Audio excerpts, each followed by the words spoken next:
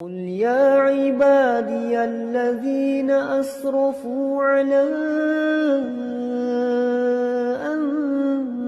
أنفسهم لا تقنطوا من رحمة الله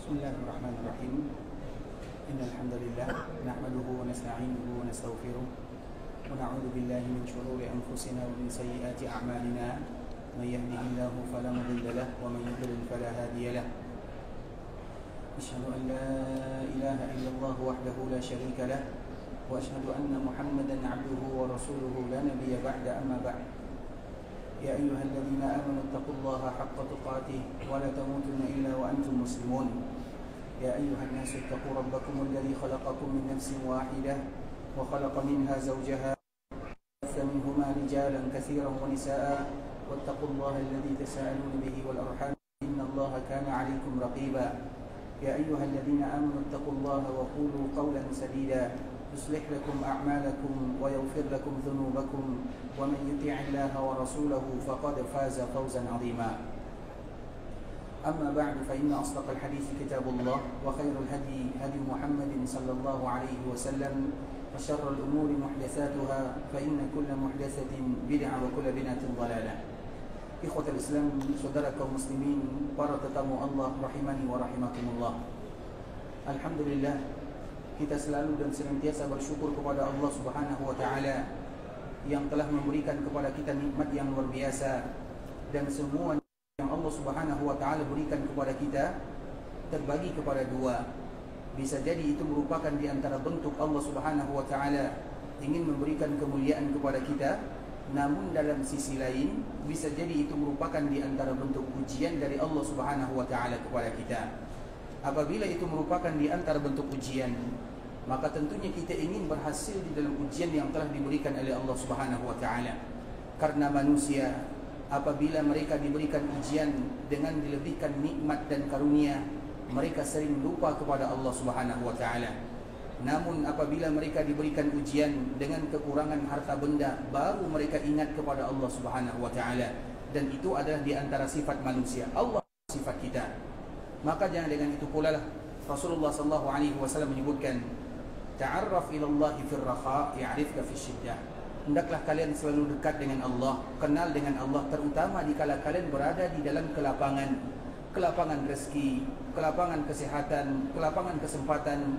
Kita ingin selalu dekat dengan Allah Subhanahu wa taala. Kalau kita melakukan yang demikian, maka Allah akan selalu menemani dan Allah akan selalu membantu hambanya, terutama dikala mereka susah. Namun tentunya kita ikhwatul Islam, artinya kita tidak boleh pernah lupa kepada Allah Subhanahu wa taala. Baik dikala kita bahagia, dikala kita duka, kita ingin selalu dan selalu menjadi hamba yang bersyukur kepada Allah Subhanahu wa taala. Kemudian salawat beriringkan salam semoga senantiasa tercurahkan buat junjungan alam Nabi kita yang mulia, uswah dan qudwah kita bersama Muhammad bin Abdullah sallallahu alaihi wasallam. Di antara kewajiban yang tidak boleh kita lewatkan dan tidak boleh kita lupakan adalah mengucapkan salam dan salawat kepada Rasulullah sallallahu alaihi wasallam. Di samping ibadah ini merupakan ibadah yang mulia, namun ada ancaman bagi mereka yang meninggalkannya. Artinya ikhwatul Islam, bahwa sesungguhnya ibadah ini merupakan ibadah yang luar biasa, yang tidak boleh dianggap remeh oleh manusia. Makanya di antara salah satu ancamannya, terutama bagi mereka yang sering lupa mengucapkan salam dan salawat kepada Nabi sallallahu alaihi wasallam. Nabi sallallahu alaihi wasallam menyebutkan, "Man nasiya as-salata alayya," barang siapa yang lupa mengucapkan salawat kepadaku, atau mereka lalai mengucapkan salawat kepada Nabi, bisa jadi mereka salah langkah di dalam menuju surga Allah Subhanahu wa taala. Mengapa demikian? Tidakkah kita tahu bahwa surga itu tidak akan pernah dibukakan kecuali yang pertama Muhammad bin Abdullah sallallahu alaihi wasallam. Bukankah di antara sallallahu alaihi wasallam adalah dengan kalau kita pernah mengucapkan ini, mana bisa kita dekat dengan Nabi sallallahu alaihi wasallam? Kalau kita tidak dekat dengan Nabi sallallahu alaihi wasallam, bagaimana untuk bagi yang mulia? Sehingga Nabi sallallahu alaihi wasallam memberikan motivasi dalam bentuk ancaman, karena baik dalam bentuk ancaman ataupun dalam. Nah, motivasi di sini agar kita tidak terjatuh ke dalamnya. Maka Nabi menyebutkan barang siapa yang lupa, yang lalai mengucapkan salawat kepada Nabi sallallahu alaihi wasallam, maka bisa lupa melangkah menuju surga Allah Subhanahu wa taala. Karena memang Nabi menyebutkan inna awlan nasi bi yaumal qiyamah aktsaruhum alayya salatan. Orang yang paling pantas terhadap diriku adalah mereka yang paling banyak mengucapkan salawat kepada Rasulullah sallallahu alaihi wasallam. Apa maknanya mereka yang paling pantas? Inna aula, mereka yang paling utama. Apa makna yang paling utama? Banyak maknanya. Bisa jadi mereka yang bisa dekat dengan Nabi. Bisa jadi mereka yang mendapatkan syafaat dari Nabi. Bisa jadi mereka yang paling dimuliakan oleh Nabi. Bisa jadi semuanya. Kalimat aula itu artinya diutamakan dibandingkan dengan yang lainnya. Artinya ternyata umat Nabi SAW ketika mereka dikumpulkan oleh Allah Subhanahu wa taala di akhirat, ada mereka yang akan diutamakan oleh Nabi SAW, dan itu mulai dari awal manusia dibangkitkan. Awal manusia dibangkitkan, kemudian kita berkumpul di padang mahsyar yang mana matahari didekatkan dengan jarak 1 mil. Kemudian semua manusia tergantung amal ibadahnya. Nah, di saat kita berada di dalam kehausan, dalam kepanikan, dalam kecemasan, maka di saat itulah Nabi SAW memanggil semua umatnya agar minum dari telaganya. Kemudian dikala mereka datang ke telaga Nabi, kemudian mereka ingin minum dari telaga Nabi, maka Nabi SAW memilah dan memilih terlebih utama. Tidak semuanya langsung serta-merta bisa minum dari telaga Nabi SAW. Nabi dahulukan mereka yang dahulu, Nabi akhirkan mereka yang diakhirkan. Begitu juga dengan Nabi SAW. Artinya ikhwatul Islam, di akhirat pun posisi kita berbeda. Dan di antara salah satu yang bisa mendekatkan kita dengan Nabi SAW untuk diutamakan semuanya adalah dengan mengucapkan salawat dan salam kepada Rasulullah SAW. Makanya para ulama menyebutkan ikhwatul Islam, di antara salah satu amal ibadah yang apabila dilakukan seorang hamba langsung keluar dari dirinya.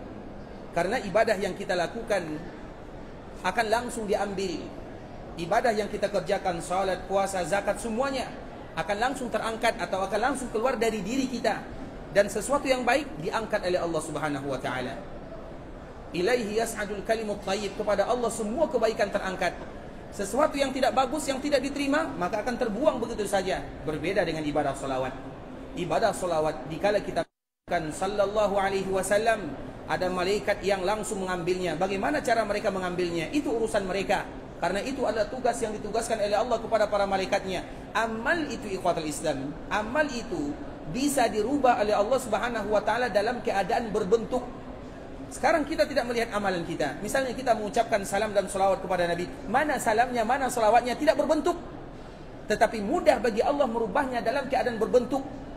Karena itu bukan urusan kita. Itu urusan Allah Subhanahu wa taala. Dan Allah maha berkuasa atas segala sesuatu. Kemudian ikhwatul Islam, dikala kita mengucapkan salam dan salawat, langsung ada malaikat yang mengambilnya. Di bawah, di dunia manapun kita berada, dari ujung barat, ujung timur, ujung selatan, ujung utara, kalau ada di antara mereka yang mengucapkannya langsung dibawa. Dan dunia ini bagi malaikat sangat kecil, menyampaikan kepada Nabi SAW sangat mudah. Dan itu adalah di antara amal ibadah yang sangat indah, yang apabila seorang mengucapkannya langsung diambil oleh malaikat-malaikat Allah untuk disampaikan dan diperlihatkan kepada Rasulullah sallallahu alaihi wasallam. Dan itulah yang ingin kita selalu lakukan ikhwatul Islam. Karena apabila kita bersolawat kepada Nabi, maka Allah yang bersolawat kepada hambanya. Artinya semua keutamaan itu kembali kepada kita. Dan bentuk selawat itu merupakan di antara bentuk agar kita selalu ingat dan mengenang Nabi sallallahu alaihi wasallam. Kalau seandainya Nabi tidak pernah melupakan kita dalam doa-doanya, maka kita pun tidak melupakan Nabi dalam salam dan selawat yang selalu kita ucapkan kepada Rasul kita yang mulia sallallahu alaihi wasallam. Allahumma salli ala Muhammad wa ala ali Muhammad kama sallaita ala Ibrahim wa ala ali Ibrahim innaka Hamidum Majid. Allahumma barik ala Muhammad wa ala ali Muhammad kama barakta ala Ibrahim wa ala ali Ibrahim innaka Hamidum Majid. Dan juga kewajiban bagi kita yang selalu kami ingatkan kepada kita yang dimudahkan oleh Allah datang ke kota Madinah. Salah satu tempat yang dianjurkan bagi kita untuk berziarah adalah perkuburan Rasulullah sallallahu alaihi wasallam. Bagi kita yang datang ke kota Madinah, Di antara tempat yang dianjurkan bagi kita untuk berziarah ke sana adalah perkuburan Nabi dan kedua orang sahabatnya. Artinya jangan kita keluar dari kota Madinah selagi Allah berikan kesempatan dan waktu kepada kita, kecuali kita telah berziarah ke perkuburan Nabi yang mulia sallallahu alaihi wasallam dan juga kedua orang sahabatnya. Nah, ketika kita berziarah ke perkuburan Nabi, maka di saat itulah kita mengucapkan salam dan salawat kepada Rasulullah sallallahu alaihi wasallam. Secara hukum asal, salam dan salawat yang kita ucapkan dimanapun berada sama. Karena itu sesuai dengan apa yang disebutkan oleh cucunya Nabi sallallahu alaihi wasallam. Ada cucu Nabi dari jalur Hasan, ada cucu Nabi dari jalur Husain, yang kedua-duanya sama meriwayatkan hampir mirip bahasanya. Di antara bahasanya, ma anta wa man bil Andalus illa sawa. Kamu yang ada di Madinah dan kamu yang ada di Andalusia, yang ada di ujung barat sana, kalau kalian mengucapkan salawat kepada Nabi, sama. Artinya sama-sama akan disampaikan kepada Nabi sallallahu alaihi wasallam.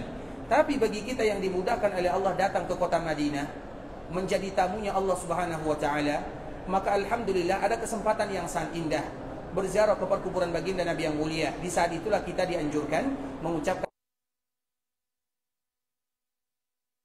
bagi kita yang lupa ucapkan salam, assalamu alayka ya Rasulullah, assalamu alayka ya Allah, atau assalamu alayka ayyuhan nabi, terserah lafaznya mau yang mana. Artinya kalimat salam untuk Nabi sallallahu alaihi wasallam, assalamu alayka ya Rasulullah wa rahmatullahi wa barakatuh, salam yang sempurna. Karena memang boleh bagi kita mengucapkan assalamu alaikum ya Rasulullah atau assalamu alayka ya Rasulullah, tapi kurang sempurna.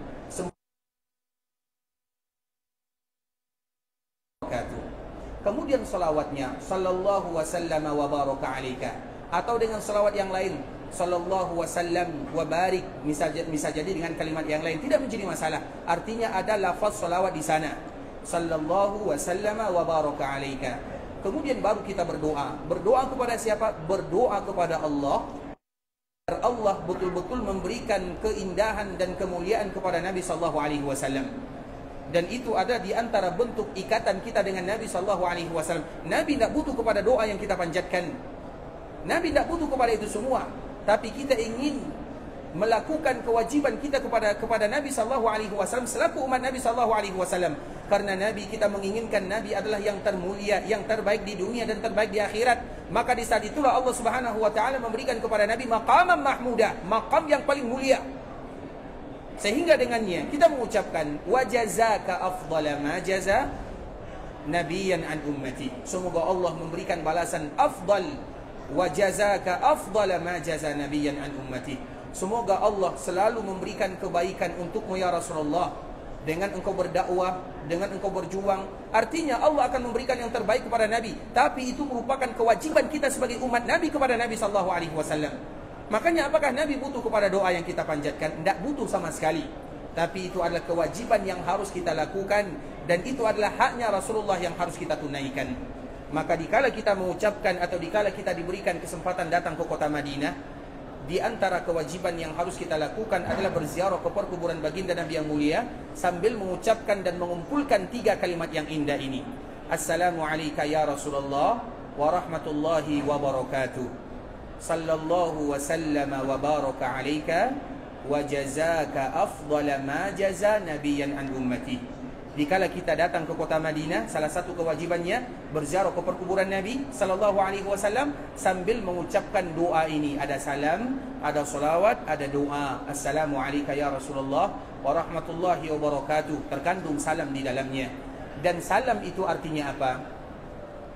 Siapa yang tahu apa arti salam kepada Nabi sallallahu alaihi wasallam? Kita selalu mengucapkan salam, assalamu alayka ya Rasulullah. Apa makna salam untuk Nabi? Ada yang tahu? Mendoakan keselamatan atas Nabi. Kemudian apa lagi? Dapat kemuliaan, apa lagi? Mendekatkan rasa cinta kepada Nabi, apa lagi? Masya Allah, barakallahu fiqh, Allah jika khairan. Silakan. Insya Allah bisa diapa. Syukran ya, syukran, barakallahu fiqh. Salam yang kita ucapkan, setiap kali kita mengucapkan salam kepada Nabi, artinya semua kebaikan kita minta kepada Allah untuk diberikan kepada Nabi. sebagaimana semua keburukan kita minta kepada Allah agar dihindarkan dari Nabi sallallahu alaihi wasallam. Itulah makna yang terkandung dalam kalimat assalamu alayka ya Rasulullah. Kemudian setelah salam, assalamu alayka ya Rasulullah wa rahmatullahi wa barakatuh. Sallallahu wasallam wa baraka alayka. Salawat. Artinya kita bermohon kepada Allah agar Allah berselawat kepada Nabi sallallahu alaihi wasallam. Maka kalimatnya sallallahu. Apa arti sallallahu? Allah yang berselawat. Allah yang berselawat kepada Nabi sallallahu alaihi wasallam. Apa makna Allah berselawat kepada Nabi? Siapa yang tahu? Itu sudah pasti. Tapi apa makna sallallahu Allah berselawat? Baik, apa lagi? Apa lagi? Masya Allah, apa lagi? Masya Allah, barakallahu fiik, Allah juga khairan. Bisa ada Ustaz. Tapi alhamdulillah semua yang disebutkan masih salah ya. Tayyib, barakallahu fiik. Karena kita membahas tentang makna salawat. Cinta Nabi, orang yang paling dicintai oleh Allah, yang paling mulia, itu sudah pasti semuanya. Tapi permasalahannya apa makna Allah berselawat kepada Nabi? Silakan. Karena terlalu jauh, bisa jadi ada dua kemungkinan. Satu, diangkat suaranya, yang kedua maju ke depan. Baik, apa makna salawat kepada Rasulullah sallallahu alaihi wasallam? Pujian Allah kepada malaikat. Pertanyaannya, apa arti salawat Allah kepada Nabi? Pujian Allah kepada malaikat. Tidak nyambung rasanya. Pertanyaannya, Allah bersalawat kepada Nabi, bukan malaikat. Pertanyaannya, bagaimana atau apa makna Allah bersalawat kepada Nabi? Ulang lagi. Pujian Allah kepada malaikat. Kalimatnya, pujian Allah untuk Nabi di depan malaikat. Jadi bahasanya sedikit dirubah ya, Masya Allah. Silakan, Masya Allah. Karena terlalu jauh bisa. Masya Allah, barakallahu fiik. Taib ikhwatal Islam. Itu semuanya di antara makna Allah salawat. Dikala kita mengucapkan sallallahu wasallam wa baraka alaika. Artinya apa ikhwatal Islam? Sebagaimana tadi yang disebutkan, Allah berselawat kepada Nabi, Allah selalu sanjung nama Nabi sallallahu alaihi wasallam. Yang kedua maknanya, Allah angkat nama Nabi. Tidak ada kalimat Allah disebutkan dalam satu kalimat kecuali ada kalimat Muhammad di dalamnya. Asyhadu an la ilaha illallah, asyhadu anna Muhammadar Rasulullah. Makanya kita lihat sekarang sebahagian kaum muslimin tulis nama Allah. Apakah mereka cukupkan dengan tulisan nama Allah saja? Pasti ada kalimat Muhammad sallallahu alaihi wasallam dalam tulisan tersebut. Maka itulah maknanya wa rafa'na, kami angkat namamu. Artinya nama Nabi tidak pernah lupa dalam dunia. Maka itulah makna berselawat. Allah berselawat, dan itu disebutkan oleh Imam Abul Aliyah rahimahullahu taala. Arti dari minta agar Allah selalu memberikan salawat kepada Nabi sallallahu alaihi wasallam. Sallallahu alaihi wasallam baraka alaika. Kemudian ka afdala. Semoga Allah memberikan balasan yang terindah. Ma jaza nabiyan an, balasan kepada para nabi dan para rasulnya. Dan balasan yang paling indah tentunya kita minta untuk Nabi sesuai dengan pengorbanan dan perjuangan Rasulullah sallallahu alaihi wasallam. Itulah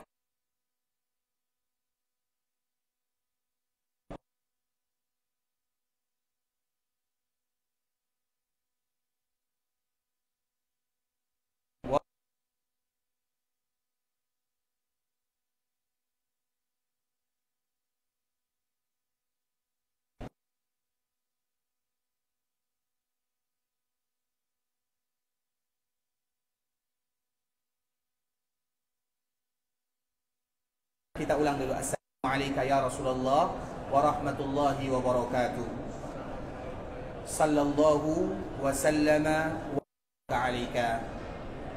Wa jazaka afdala ma jaza nabiyan an ummati. Wa jazaka afdala ma jaza nabiyan an ummati. Baik, ada yang sudah hafal? Siapa yang pertama kali angkat tangan? Kita dahulukan yang tua-tua, yang senior dulu ya. Yang senior. Silakan Pak.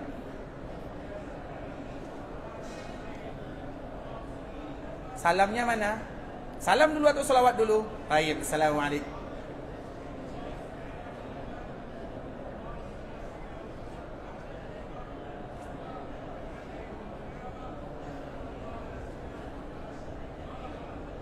Siapa yang menyebutkan salawat seperti itu? Siapa? Kita boleh bebas mengucapkan salawat kepada Nabi, tapi dengan syarat harus ada sumbernya. Khulafa, ulamanya siapa namanya? Masya Allah, barakallahu fiik. Sehat selalu Pak Ustaz. Ya, Masya Allah, barakallahu fiik. Baik ikhwatal Islam, dan kita selalu menyebutkan bersalawat kepada Nabi adalah ibadah yang paling mulia, tapi harus kita ingat salawat itu lafaz yang paling indah adalah lafaz yang keluar dari mulut baginda Nabi yang mulia sallallahu alaihi wasallam. Dan insyaallah doanya ada di dalam buku tersebut Pak ya. Ada pembahasan berkaitan dengan berziarah ke perkuburan Nabi sallallahu alaihi wasallam. Kemudian dituliskan di dalamnya di antara doa yang kita baca untuk berziarah ke perkuburan baginda Nabi yang mulia sallallahu alaihi wasallam, karena itu merupakan kewajiban kita semuanya yang ada di kota Madinah. Jangan keluar dari kota Madinah kecuali berziarah ke perkuburan Nabi. Dan dianjurkan dikala berziarah ke perkuburan Nabi untuk mengucapkan salam dan solawat kemudian doa. Kalau ada di antara kita yang tidak bisa lagi menghafal, maka cukup dua, Assalamualaikum ya Rasulullah, kemudian solawat kepada Nabi sallallahu alaihi wasallam. Dua ini tidak boleh bagi kita untuk membedakannya dan memisahkannya. Kemudian ikhwatul Islam, kita lanjutkan pembahasan kita yang berikutnya, karena kewajiban kita. Nabi sallallahu alaihi wasallam meninggal di kota Madinah, dan kota Madinah itu seolah-olah jodohnya Rasulullah sallallahu alaihi wasallam, sehingga mudah bagi kita mengatakan Madinah dengan Nabi dua jodoh yang tidak bisa terpisahkan. Artinya Madinah merupakan jodohnya Rasulullah sallallahu alaihi wasallam. Kalau sudah jodoh, maka tidak akan terpisah. Dan memang itu buktinya ikhwatul Islam, sehingga Nabi sallallahu alaihi wasallam memilih Madinah menjadi tempat tinggal terakhirnya. Nabi sallallahu alaihi wasallam menjadikan tempat tinggalnya sebagai dia dikuburkan di sana. Dan itu merupakan di antara kemuliaan yang dimiliki oleh kota Madinah, sehingga bagi kita yang datang ke kota Madinah, maka kita akan menjadi tetangga baginda Nabi yang mulia. Dan itu merupakan di antara kebanggaan yang luar biasa. Kota Madinah ini ikhwatul Islam tidak ada hubungannya dengan rangkaian ibadah yang kita lakukan. Apabila ada orang yang melaksanakan ibadah umrah, dia tiba-tiba pergi ke Jeddah, kemudian langsung ke Mekah, kemudian dia umrah, kemudian setelah umrah dia pulang lagi ke kampung halamannya, apakah umrahnya sah atau tidak? Dia tidak datang ke Madinah, sah atau tidak umrahnya? Sah. Tidak ada Madinah hubungannya dengan ibadah yang kita lakukan. Dalam haji tidak ada, dalam umrah tidak ada. Tapi setiap kali mereka datang ke sini, kemudian mereka tidak datang ke kota Madinah, apakah hatinya tenang dan nyaman? Ada sesuatu yang kurang rasanya yang belum mereka kerjakan. Dan itulah yang disebutkan oleh para ulama, salah satunya Imam Ibn Hajar rahimahullahu ta'ala. Setiap hati manusia yang beriman kepada Allah dan cinta kepada Nabi, ada supir yang akan membawanya datang ke kota Madinah. Makanya kita perhatikan ikhwatul Islam, setiap mereka yang datang melaksanakan ibadah haji, umrah, pasti ada jadwal mereka untuk datang ke kota Madinah. Dan itu bukan di zaman kita. Di zaman kita ini sudah mudah. Antara Mekah dan Madinah bisa ditempuh dalam jarak 2 jam saja. 2 jam, 3 jam, maksimal 6 jam dulu. Mereka melakukan perjalanan 6 hari, 6 malam lamanya. Namun mereka tetap berusaha untuk datang ke kota Madinah. Kenapa demikian? Ada supir yang membawanya. Hati kita ini ada yang menggerakkannya.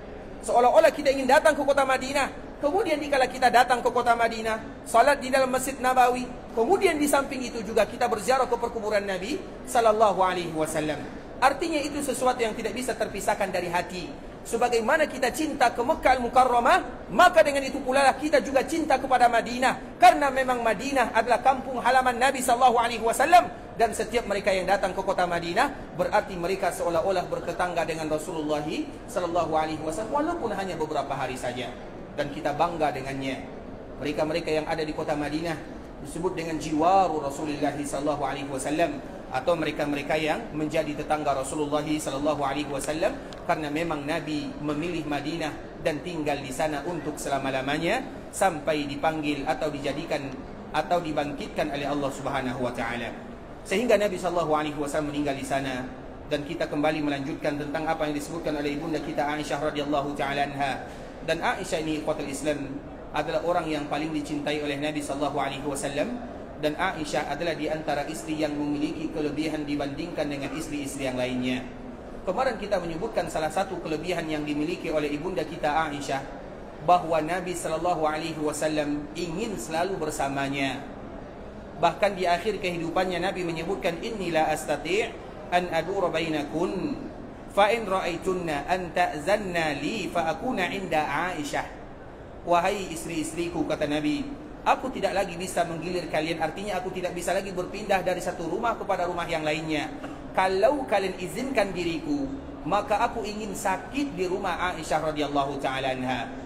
Dan di dalam riwayat yang lain ikhwatul Islam, Nabi sallallahu alaihi wasallam sakit dan Nabi merasakan 3 macam rasa sakit. Sakit yang pertama adalah sakit kepala, yang kedua adalah rasa panas yang sangat tinggi, ketiga adalah bekas racun yang pernah terminum oleh Nabi perang Khaybar. 3 inilah yang terkumpul di jasad Nabi sallallahu alaihi wasallam, terutama di akhir kehidupan Rasulullah sallallahu Nabi demam panas yang tinggi. Allah sadar kadang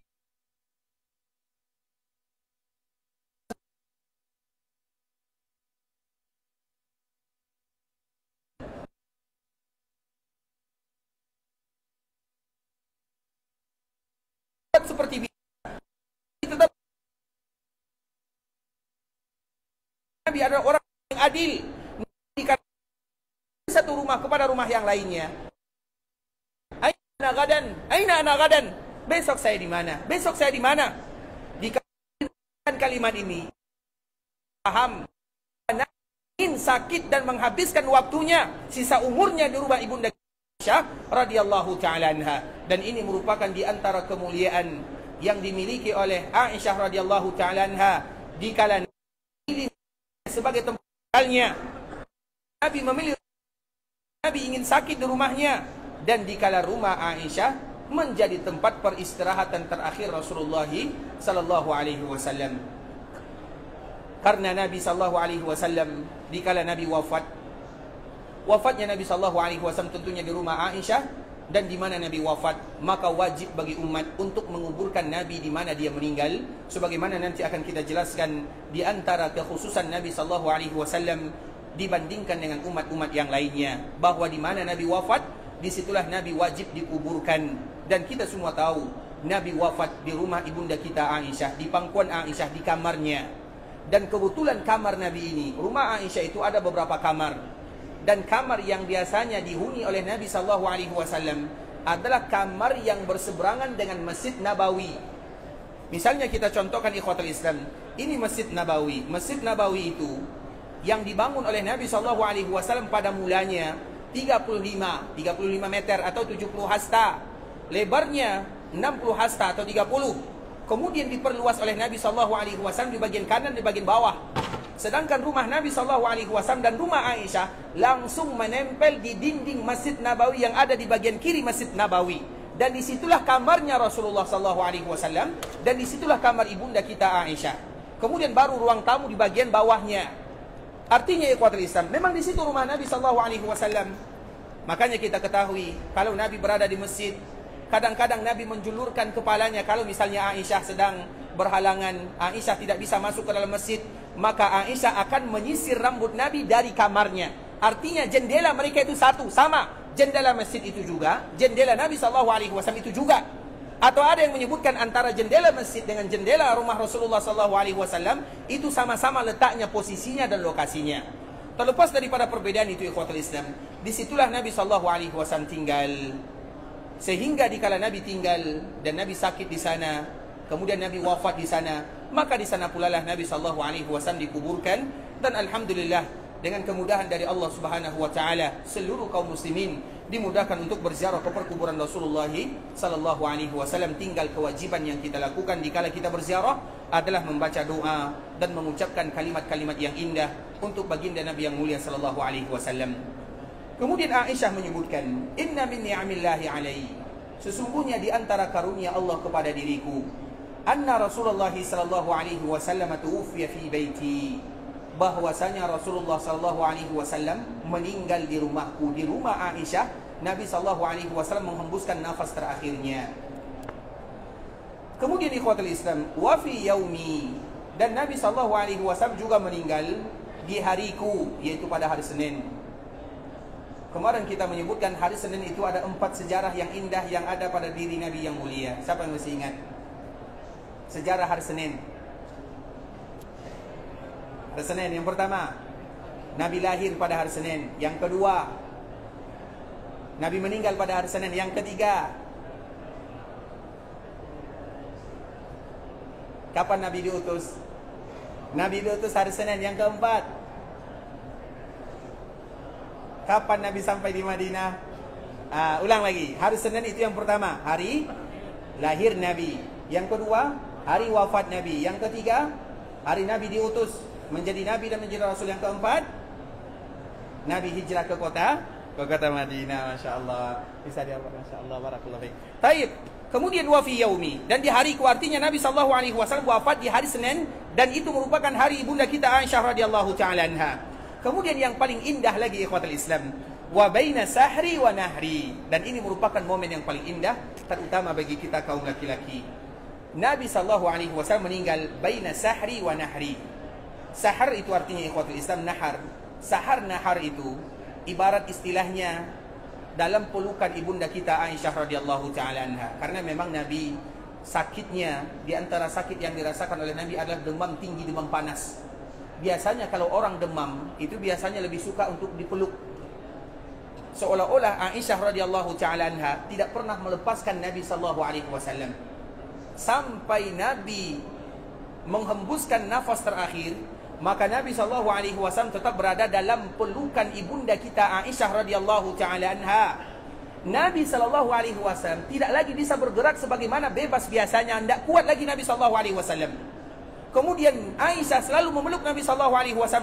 Kapan dan sampai kapan Aisyah memeluk Nabi? Sampai Nabi menghembuskan nafas terakhirnya. Sehingga disebutkan oleh Aisyah radhiyallahu taala anha, wa baina sahri wa nahri. Artinya Nabi SAW dipeluk oleh ibunda kita Aisyah. Nahri itu artinya nahar. Nahar itu apa arti nahar? Nahar itu artinya leher. Berarti seolah-olah Nabi SAW berada dalam pelukan ibunda kita Aisyah radhiyallahu taala anha. Artinya begitu sayangnya Aisyah kepada Nabi, dan begitu tenangnya Nabi bersama ibunda kita Aisyah radhiyallahu taala anha. Artinya ikhwatul Islam, Nabi SAW mencontohkan siapa laki-laki sebenarnya. Karena laki-laki sebenarnya adalah mereka yang paling baik terhadap keluarganya. Kita ikhwatul Islam kepada orang lain bisa senyum. Apabila ada orang yang berbuat baik kepada kita, kita bisa mengatakan terima kasih, jazakallahu khairan. Tapi istri kita setiap hari menyediakan makan, menyucikan pakaian, membersihkan rumah, mengurus anak-anak. Pernahkah kita mengucapkan kepada mereka jazakillahi khairan ya zaujati? Terima kasih banyak wahai istriku. Pernahkah kita mengucapkan yang demikian? Artinya ikhwatul Islam, Nabi seolah-olah mengajarkan kepada kita apa makna rumah tangga, dan mereka yang terbaik adalah mereka yang terbaik terhadap keluarganya, dan Nabi adalah orang yang paling baik terhadap keluarganya. Bahkan itu merupakan di antara pesan Nabi sallallahu alaihi wasallam. Nabi sallallahu alaihi wasallam berpesan, wasiat Nabi untuk berbuat baik, dan di antara kebaikan tersebut yang pertama kali harus menikmati kebaikan kita adalah orang yang paling dekat dengan kita. Dan orang yang paling dekat dengan kita adalah mereka-mereka yang sudah punya keluarga. Makanya Nabi menyebutkan dalam sebuah hadis, khairukum li ahli wa khairukum li ahli.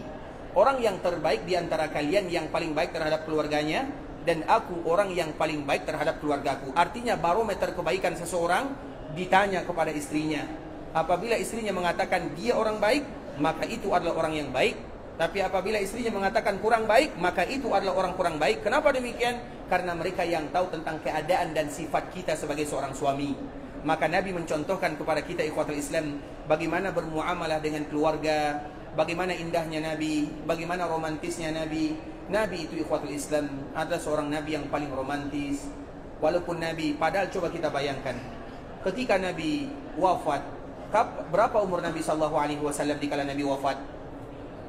63, ada yang menyebutkan 63, ada yang menyebutkan 62, ada yang menyebutkan 61. 3 pendapat para ulama, 61, 62, 63. Dikala Nabi wafat, Nabi berumur 63 tahun. Dikala Nabi wafat, berapa umur Aisyah radhiyallahu taala anha? 18 tahun. Coba bayangkan jarak umur yang begitu panjang ikhwatul Islam. Tapi Nabi sallallahu alaihi wasallam mengajarkan kepada kita sebagai umatnya, karena yang menggabungkan antara seorang laki-laki dan perempuan dikala mereka menerima ijab dan qabul adalah cinta karena Allah Subhanahu wa taala, bukan karena yang lainnya.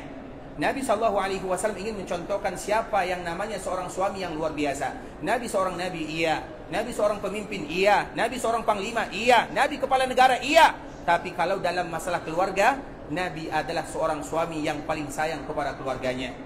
Bahkan ibunda kita Aisyah radhiyallahu taala anha menceritakan, membocorkan rahasia Nabi SAW.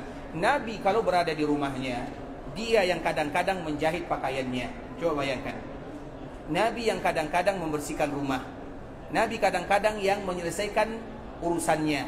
Itu Nabi SAW. Di dalam riwayat ini disebutkan Nabi selalu membantu keluarganya. Makanya pertanyaan bagi kita bersama, siapa yang pernah cuci piring bersama istrinya? Siapa yang pernah membersihkan rumah bersama istrinya? Masya Allah, yang sudah tua-tua semua ya. Yang muda-muda mana nih? Terutama yang baru menikah ini, Masya Allah, Tabarakallah. Semoga Allah jadikan keluarga kita semuanya keluarga yang bahagia dunia dan akhirat. Artinya ikhwatul Islam, itulah Nabi SAW. Tidak salah, kita seorang laki-laki. Laki-laki yang sejati sebenarnya adalah laki-laki yang menyapu rumahnya, menyuci piring, membantu keluarganya. Begitu Nabi SAW, Nabi yang mencontohkan kepada kita semuanya. Kemudian apa kata Aisyah? Apabila sholat datang, Bilal berkumandang, maka Nabi meninggalkan semuanya. Artinya, kalau sudah azan, maka Nabi seolah-olah tidak lagi mengerjakan pekerjaan tersebut, karena hak Allah tentunya lebih utama diselesaikan. Tapi begitu Nabi SAW, Nabi SAW bermain bersama keluarganya. Pernah ikhwatul Islam, dikala terjadi hari raya, hari bahagia kaum muslimin, dan hari raya itu hanya 2 atau hanya 3. Hari raya Idul Adha, Idul Fitri, dan hari raya Jumat. Selainnya tidak ada lagi yang namanya hari raya. Karena apabila ada hari raya yang lain, baik itu hari raya, maaf ya kalau kasar, hari raya kita nikah, hari raya kita lahir, maka hari raya Idul Adha dan Idul Fitri ini akan kurang rasanya, karena sudah ada penggantinya. Makanya apabila tidak diganti, hari raya Idul Adha dan Fitri ini akan selalu bersemi di dalam jiwa dan hati. Jikalau terjadi hari raya, maka kebiasaan orang-orang yang ada di Madinah, mereka bermain tombak atau bermain pedang. Pedang itu ibarat permainan. Kemudian ikhwatul Islam, dikala mereka bermain, semua orang keluar. Aisyah juga keluar. Dikala Aisyah keluar, di mana dia dan apa yang dilakukan oleh Aisyah? Aisyah meletakkan dagunya di pundak Nabi SAW. Dan semua orang menyaksikan yang demikian. Sampai-sampai Nabi merasa keberatan. Kemudian Nabi mengatakan, sudah selesai Aisyah. Aisyah juga tidak mau.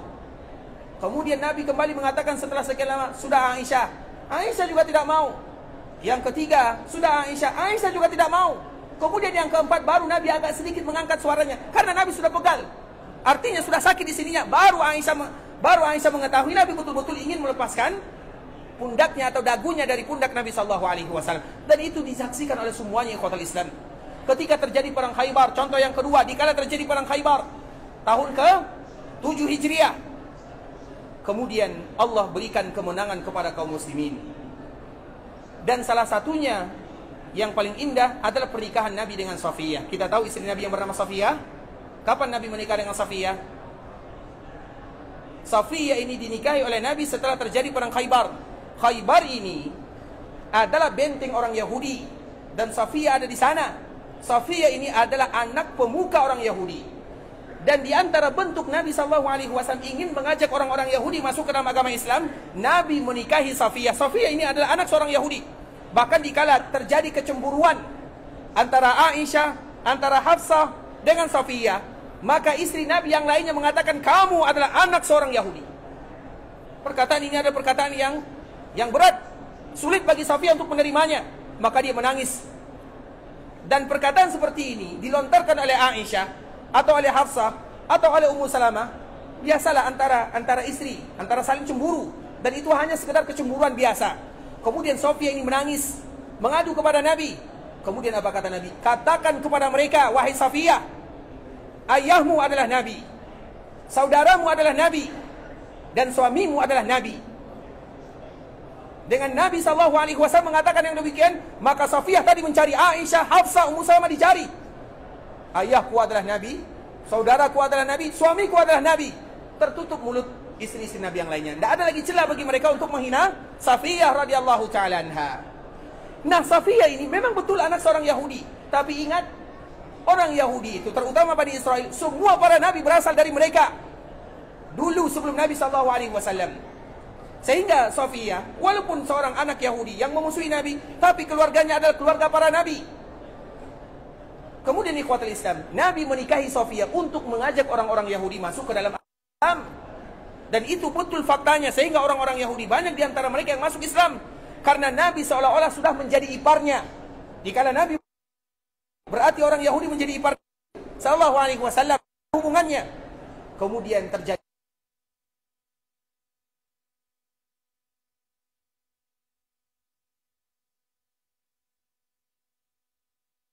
bawa Safiyah pulang ke kota Madinah. Naikkan Safiyah ke atas onta. Biasanya onta, siapa yang pernah naik onta? Bagaimana cara naik onta? Kalau yang laki-laki mudah, mungkin kita langsung bisa. Kalau yang laki-laki, tapi kalau yang perempuan, tidak mungkin demikian cara naik ontanya. Harus ada tangganya. Bagaimana Safiyah naik ke atas onta? Nabi SAW tangga untuk Safiyah radhiyallahu ta'ala anha. Pemandangan yang disaksikan oleh sahabat Nabi yang mulia. Begitulah memperdulikan istri.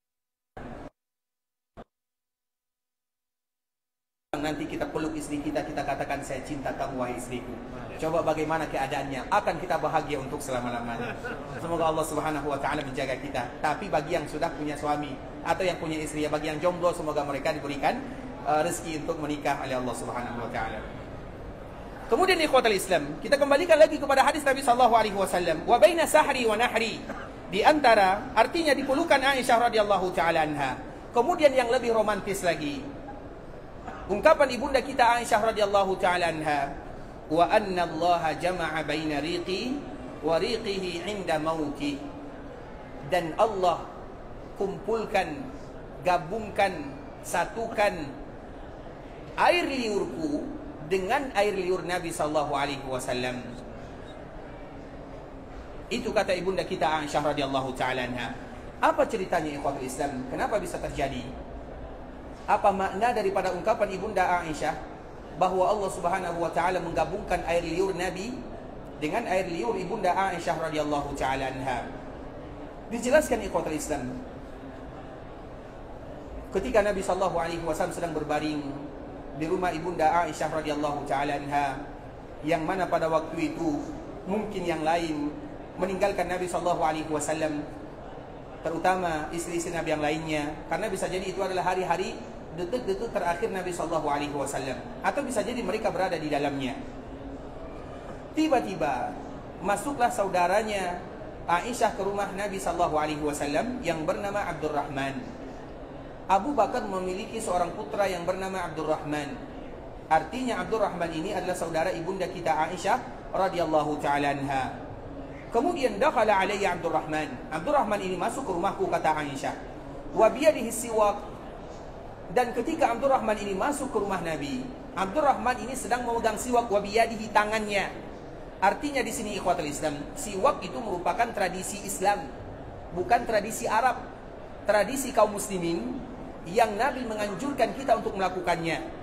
Dan di antara salah satunya, tangan Abdurrahman ini selalu memegang siwak, berarti maknanya para sahabat Nabi SAW selalu membawa siwak. Dan ini kesempatan bagi kita yang ada di kota Madinah, atau bagi kita yang ada di Mekah, atau bagi kita yang melaksanakan ibadah yang mulia.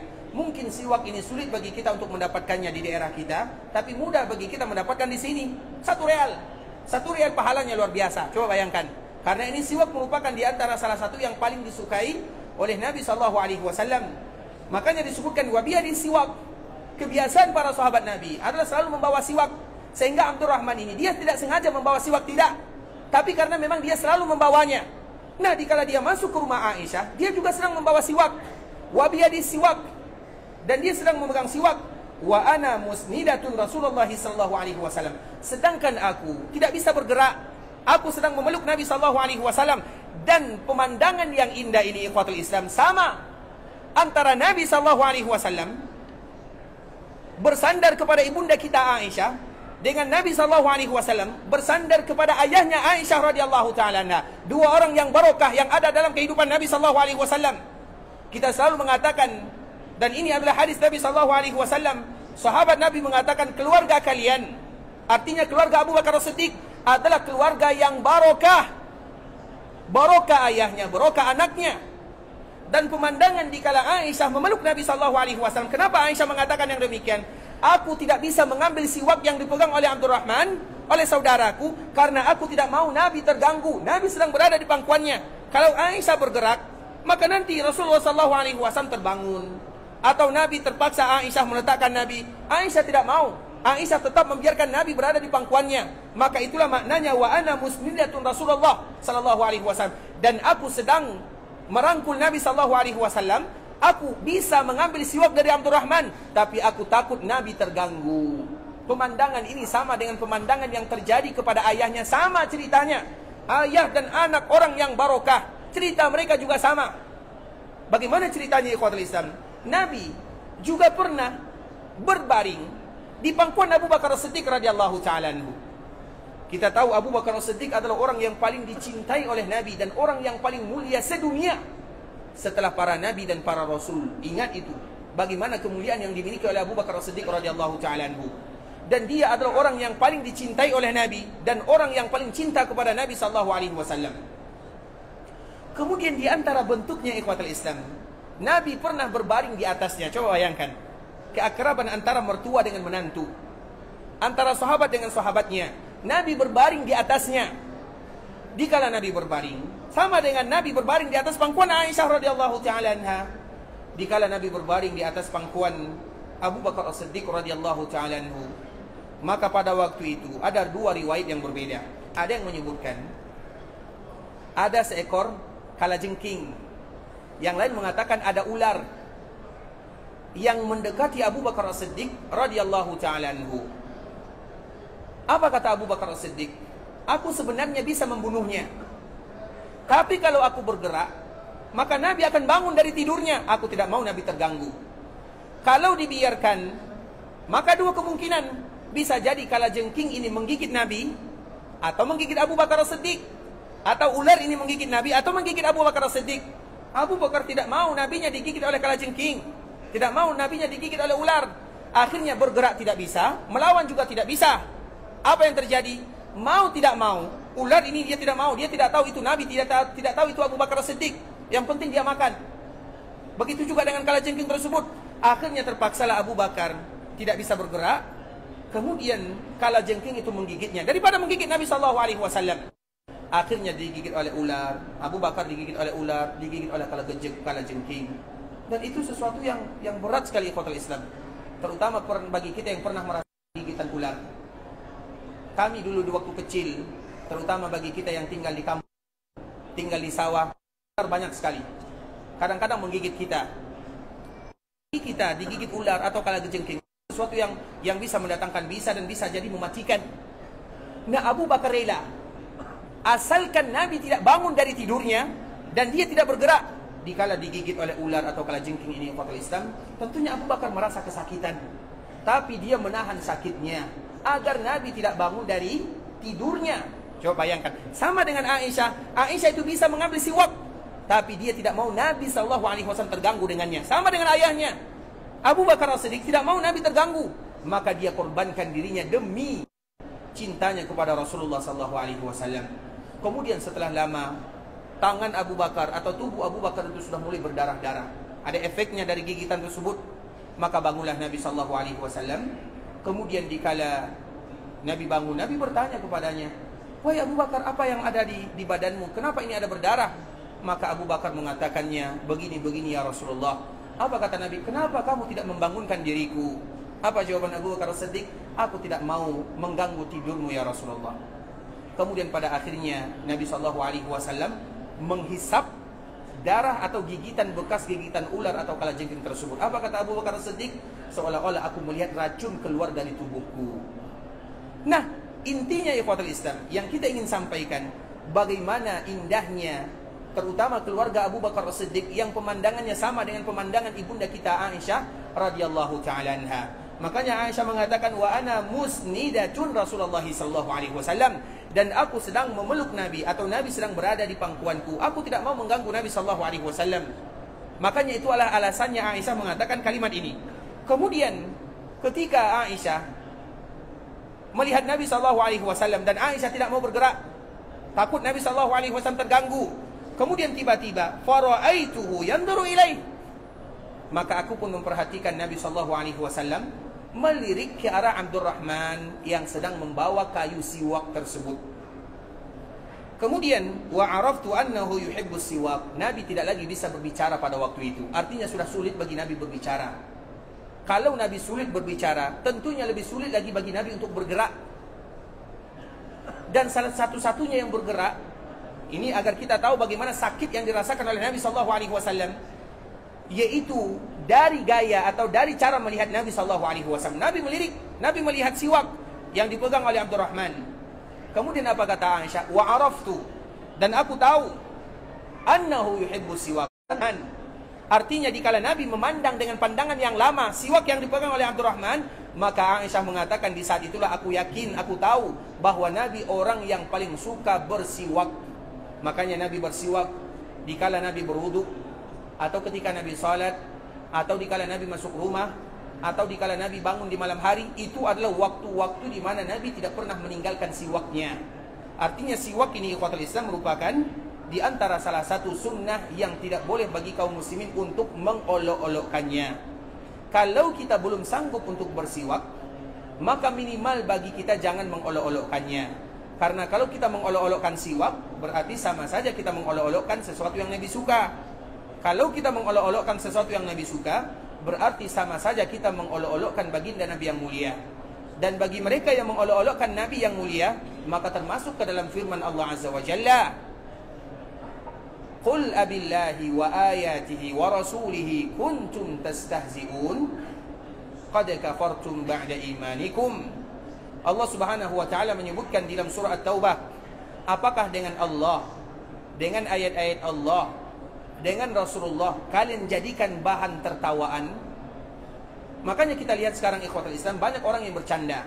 Bercanda itu boleh, tapi tidak boleh terlalu banyak. Canda di dalam kehidupan ibarat garam dalam makanan. Tidak boleh terlalu banyak, akan keasinan. Tidak boleh tidak ada, maka akan ambar. Artinya apa ikhwatul Islam? Itulah dalam kehidupan. Tapi kita lihat kadang-kadang sebahagian kaum muslimin, candaannya kelewatan, mereka jadikan sunnah Nabi sebagai candaan. Ayat-ayat Allah mereka jadikan sebagai candaan. Ingat apa ayat berikutnya? Ayat berikutnya disebutkan oleh Allah, qad kafartum ba'da imanikum. Kalian itu kufur kepada Allah setelah kalian beriman. Makanya ikhwatul Islam, jangan pernah bercanda dengan Allah, dengan ayat-ayat Allah, dan juga dengan Rasulullah SAW. Artinya bukan bahan candaan. Allah bukan dijadikan bahan candaan. Agama Allah juga bukan bahan candaan. Rasulullah juga bukan bahan candaan. Dan itu sesuatu yang pasti. Dan di antara bentuk candaan adalah mereka yang bercanda dengan sunnah-sunnah Rasulullah SAW. Maka selalu kita menyebutkan ikhwatul Islam, banyak orang yang bercanda dengan sunnah Nabi SAW. Salah satunya adalah kisah yang dibawakan oleh Imam An-Nawawi, juga dinukilkan oleh Imam An-Nawawi meninggal pada tahun 676 Hijriah. Dan kisah yang sama dinukilkan oleh Imam Ibnu Katsir, seorang imam yang meninggal pada tahun 774 Hijriah, tentang orang yang bercanda kelewatan, terutama dengan siwak. Karena sebagian kita kaum muslimin ikhwatul Islam, saya pernah mendengarkan dengan telinga ada orang yang mengatakan seperti ini, candaan yang sulit bagi kita, candaan yang tidak muncul kecuali bagi mereka yang tidak tahu tentang kewajiban mereka kepada Rasulullah SAW. Dia mengatakan siwak itu cocok di daerah Arab, tidak cocok di daerah kita. Karena daerah Arab makannya korma, daerah kita makannya jengkol. Bahasa-bahasa seperti ini adalah bahasa yang tidak diridhai oleh Allah Subhanahu wa taala. Kalau kita tidak mau bersiwak cukup, tidak menjadi masalah. Karena kita tidak wajib bersiwak, tapi jangan jadikan itu sebagai mainan.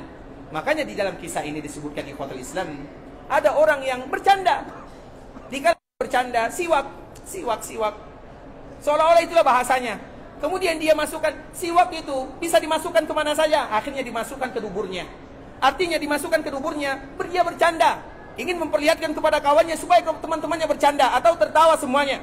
Dan kita juga harus mengetahui hadis Nabi SAW ikhwatul Islam, apabila ada orang yang ingin membuat orang lain tertawa namun dia berdusta, maka dia diancam oleh api neraka. Ingat itu baik-baik. Membuat orang tertawa itu dosa besar. Canda itu sebagaimana tadi yang kita sebutkan, ibarat. Nah, orang ini bercanda tapi kelebihan yang dicandakan adalah sunnah Nabi.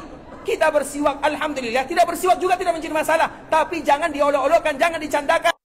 Orang ini mencandakan seperti itu. Apa yang terjadi ikhwatul Islam? Keesokan harinya, berjarak 1 hari saja, keesokan harinya dia sakit. Tidak lagi bisa bercanda, sakit di rumahnya. Kemudian berapa lama sakitnya? 3 hari 3 malam. Kemudian sakitnya, perutnya membesar. Ternyata dia hamil. Laki-laki ini hamil. Kalau ada yang bertanya, apakah ada laki-laki yang hamil? Ada. Ini dia jawabannya. Dia hamil. Kemudian setelah 3 hari, lahir anaknya. Apa anaknya? Binatang yang memiliki gigi yang tajam, kuku yang tajam. Dikala binatang ini, hewan ini ada di perutnya, habis semua ususnya, isi perutnya itu habis semuanya. Kemudian baru dia keluar. Kemudian orang semua yang ada di sana menyaksikannya. Bagaimana orang ini melahirkan? Yang lahir itu adalah hewan. Hewan yang tidak pernah ada duanya di dunia. Coba bayangkan. Hewan yang tidak ada 2 di dunia. Dia ekornya seperti tikus. Kemudian disebutkan sifat-sifatnya di sana. Bagi kita yang ingin cari tahu, nanti baca sendiri. Kemudian setelahnya ikhwatul Islam, dimakan habis isi perutnya. Kemudian kalau habis isi perutnya, apa yang terjadi? Dia pun keluar, selesai tugasnya. Tugasnya hanya ingin memberikan pelajaran kepada orang yang bercanda dengan sunnah Rasulullah SAW. Setelah dia keluar, orang ini pun tidak bisa lagi hidup, wafat. Kemudian hewan ini juga mati, selesai tugasnya. Kenapa? Allah ingin memberikan pelajaran, terutama bagi mereka yang bercanda dengan sunnah-sunnah Nabi SAW. Apapun sunnah Nabi, kalau kita bisa kerjakan, alhamdulillah. Dan kita ingin selalu mengerjakan sunnah Nabi SAW. Kalau kita belum bisa mengerjakan sunnah Nabi, minimal kita jangan jadikan itu sebagai candaan. Kami mohon maaf kalau bahasa kami ini kasar, ikhwatul Islam.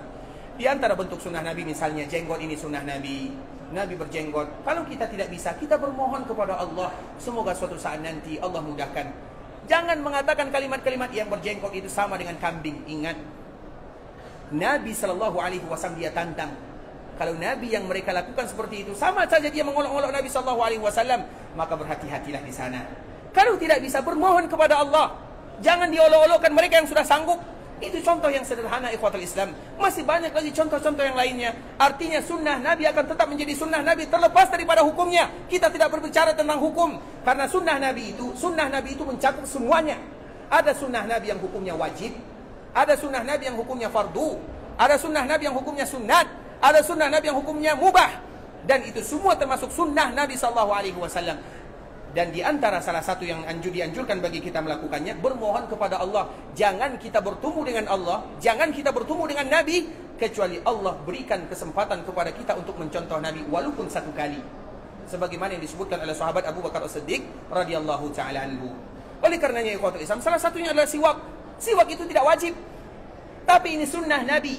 Walaupun tidak wajib, apabila diolok-olok, maka itu berbahaya. Cerita tadi telah kita jelaskan dan tidak kita sebutkan referensinya dan nukilannya. Kemudian ikhwatul Islam, setelah itu apa kata Rasulullah? Apa kata Aisyah radhiyallahu ta'ala anha? Wa araftu annahu yuhibbu siwak. Aku tahu kalau Nabi suka siwak, dan memang Nabi sangat suka kepada siwak. Faqultu akhudhuhu lak. Ya Rasulullah, apakah engkau mau siwak yang ada di tangan Abdurrahman aku ambilkan untukmu? Kemudian apa kata Nabi? Fa asyara bi ra'sihi an-na'am. Coba lihat bagaimana lemahnya Nabi pada akhir-akhir kehidupannya. Nabi tidak lagi bisa berkata-kata. Dikala Aisyah bertanya, Nabi hanya mengatakan, menganggukkan kepalanya. Artinya mudah mengatakan iya, tapi kalimat iya itu berat bagi Nabi SAW. Artinya saking beratnya rasa sakit yang diderita oleh Rasulullah SAW. Kemudian fatanawaltuhu fashtadda alaihi wa qultu ulayinu lak fa asyara bi ra'si an-na'am falayyantuhu. Kalimat ini ikhwatul Islam insyaallah besok kita akan kembali untuk melanjutkannya. Barakallahu fikum. Semoga Allah Subhanahu wa taala menjadikan kita orang-orang yang betul-betul cinta kepada Rasulullah sallallahu alaihi wasallam, karena kita ingin termasuk ke dalam hadis yang disebutkan oleh Nabi, al-mar'u ma'a man ahabba. Sesungguhnya seseorang akan selalu bersama orang-orang yang mereka cintai, dan kita semua bersaksi bahwa kita mencintai Rasulullah SAW, dan kita juga mencintai semua yang dicintai oleh Rasulullah SAW. Ikhwatul Islam, saudara kaum muslimin, para tetamu Allah rahimani wa rahimakumullah, sampai di sini pembahasan yang bisa kami jelaskan. Yang benar sudah pasti dari Allah Azza wa Jal, yang salah dari kami karena kurangnya ilmu kami, karena kebodohan dan kejahilan kami. Kami mohon dimaafkan kalau ada kata-kata yang berat bagi kita untuk menerimanya, atau ada kata-kata yang kurang tepat kami dalam menyampaikannya. Kami mohon dimaafkan. Dan kita selalu berharap kepada Allah Subhanahu wa taala, terutama di tempat yang barokah, di majlis ilmu yang sangat indah, agar Allah Subhanahu wa taala ampunkan dosa kita semuanya, agar Allah ampunkan dosa orang tua kita. Kalau ada di antara mereka yang masih hidup, kita berharap agar mereka dipanjangkan umurnya, diberikan kesehatan dalam rangka beribadah kepada Allah. Kalau ada di antara orang tua kita yang sudah dipanggil oleh Allah Subhanahu wa taala, semoga Allah ampunkan mereka, Allah sayangi mereka, Allah jadikan perkuburan mereka taman di antara taman-taman surga. Semoga Allah ampunkan dosa saudara-saudari kita, keluarga kita, masyarakat kita, tetangga kita, guru-guru kita, ulama-ulama kita, orang-orang yang pernah berbuat baik kepada kita dan seluruh kaum muslimin. Kalau ada di antara kita yang ingin pergi ke Mekah Mukarramah dalam rangka beribadah kepada Allah, semoga Allah menerima semua amal ibadahnya. Allah kabulkan doa dan permintaannya. Allah jadikan umrah mereka umratan mabruratan wa sa'yan mashkura wa damban maghfura. Kalau ada di antara kita yang ingin pulang ke kampung halamannya, semoga Allah mudahkan perjalanannya, lancarkan urusannya. Allah kembali kumpulkan mereka bersama sanak familinya, keluarganya dalam keadaan bahagia, dalam keadaan sehat walafiat. Dan semoga kita dan orang-orang yang kita cintai selalu dipanggil oleh Allah untuk menjadi tamunya. Kita tutup dengan doa kafaratul majlis. Subhanakallahumma bihamdika asyhadu an la ilaha illa anta astaghfiruka wa atubu ilaik. Wa sallallahu wa sallim ala nabiyyina wa habibina wa khalilina Muhammadin wa ala alihi wa sahbihi wa sallam tasliman katsira. Assalamualaikum warahmatullahi wabarakatuh.